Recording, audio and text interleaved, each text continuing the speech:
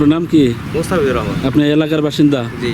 মুস্তাফিজুর রহমান ভাই, এখানে কি হয়েছে যে মূলত খাল নিয়ে যে? এখানে খালটা জমির দুই পাশ যদিও মালিকানা হয়ে থাকে, তারপরেও খাল সরকারিভাবে আছে, সরকারিভাবে কাজটাও আসছে, সুইচ গেটটা সরকারিভাবে হয়েছে। হওয়ার পরে মনে করেন যে এই যেখানটা একটা খাল ছিল এটার জন্য বড় হয়ে গেছে, এখন মনে করেন যে পানি তো সময় মতন বাইরে হইতেছে না। পানির জলাবদ্ধতায় কতটুকু জমি, কৃষি জমি কতটুকু? এই তো প্রায় 30-40 বিঘা মতন হবো। 30 বিঘা জমি এই একটা কারণে জলাবদ্ধতা আটকে, পানি আটকে আছে। পানি আটকে জমি সময় মতো লাগাইতে পারতেছে না তো, এই পানি আস্তে আস্তে বাইরেও তার পাশে লাগাবো। আপনার এই ব্যাপারে ইট ভাটার যে মালিক আছে তার সাথে কথা বলেন নাই? কথা বলছে, কথা বলার পরে মনে করেন যে ইট ভাটার মালিক যার কাছে জমি নিছে, কিন্তু জমি আর চাপ দিতেছে না, ওই জমি ভাড়া করে নিছে, এই করে নিছে, সেই করে নিছে। আপনার নাম কি? আমার নাম মোহাম্মদ জিয়াউল হক। আপনার গ্রাম কি এটাই? জি, আমার এটাই গ্রাম। এই গ্রামের নাম? গ্রাম পশ্চিম বুরুঙ্গা গাংপাড়া। পশ্চিম বুরুঙ্গা গাংপাড়া। পশ্চিম বুরুঙ্গা গ্রামপাড়া। হ্যাঁ, গাংপাড়া। আচ্ছা, এখানে আমরা একটা খাল দেখতে পাচ্ছি, ছোট একটা খাল, এখানে একটা সুইচ গেটও আছে। জি জি।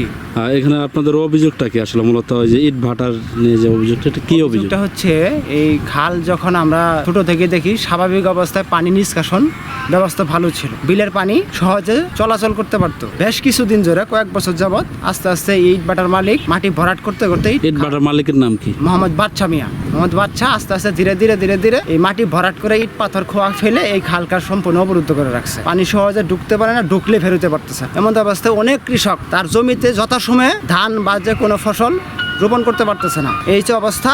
আর অনেক আবাদি জমি ইট বালু মাটি ফেলে আবাদি জমি নষ্ট করে সেটা সে ইট ভাটার মাঠ বৃদ্ধি করতেছে এবং পরিবেশ নষ্ট করতেছে, যা আমার কাছে অনেক প্রমাণ আছে। অনেক গাছগাছালি নষ্ট করতেছে। পানি নিষ্কাশন কি সমিতি ছিল সেটার ব্যাপারে? দাগি গাংপাড়া পানি নিষ্কাশন সমবায় সমিতি। সমবায় সমিতি। আর ওই সমিতির মাধ্যমে কি এই সুইচ গেটটা করা হয়েছিল নাকি? হ্যাঁ, ওই সমিতির করার পরে ওর মাধ্যমে কৃষকদের দরকারি প্রয়োজনের কারণে করা হয়েছিল। এখনো সমিতিটা আছে কিন্তু কার্যকর নেই। তো এখানে কতগুলো জমির পানি জলাবদ্ধতা হয়ে আছে? প্রায় 40 বিঘার মতো। 40 বিঘা জমি এখানে পানি জলাবদ্ধতা আটকে আছে। এই পানি নিষ্কাশন না হওয়ার কারণে? জি, পানি নিষ্কাশন না হওয়ার কারণে। কারণ এই যে 1 ফুট ইট দিয়ে সামান্য এটা একটা করে রাখছে, কিন্তু এটা যদি ইট না দিয়ে যদি ড্রেন করে রাখছে, ড্রেন যদি ওপেন থাকতো তাহলে পানিগুলো সহজে বের হতে পারতো। পানিটা সহজে বের হতে পারছে না, ধীরে ধীরে ধীর গতিতে পানি আসতেছে। নিয়ে বরফ করিয়া উইসে করিয়া ইট বানাইতে বর্গা সারা বসে গরিব ভূমি কিছুই নেই আমার। পানি পানি এখানে কি পানি কমে না? হ্যাঁ, এখন না মা এটা মাটি কেটা ইট বানাইতেছে, ইট বানাইছে ঠিক মতো পানি আসছে।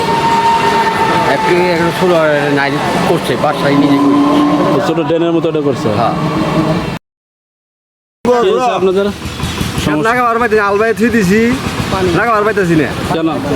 পানির জন্য। আপনাদের এখানে আছে যে আমি আবার আপনার 6 বিঘা, সর্বমোট কতটুকু জমি হবো?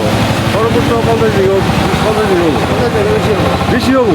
আর ওই বিঘা আছে পড়াই এই বিলটা পরে 100 বিঘা জমি আছে, 100 বিঘা জমি আছে। আনকে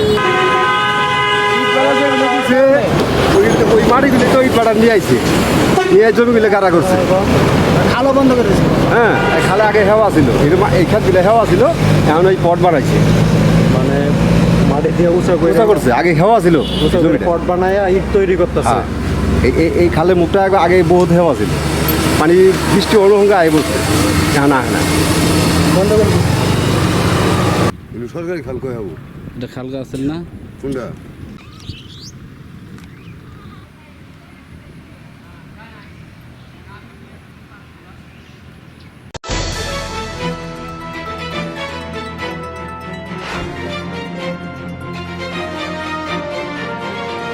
নিউজ এভরি 24 সত্যের সন্ধানে সাহসিকতা।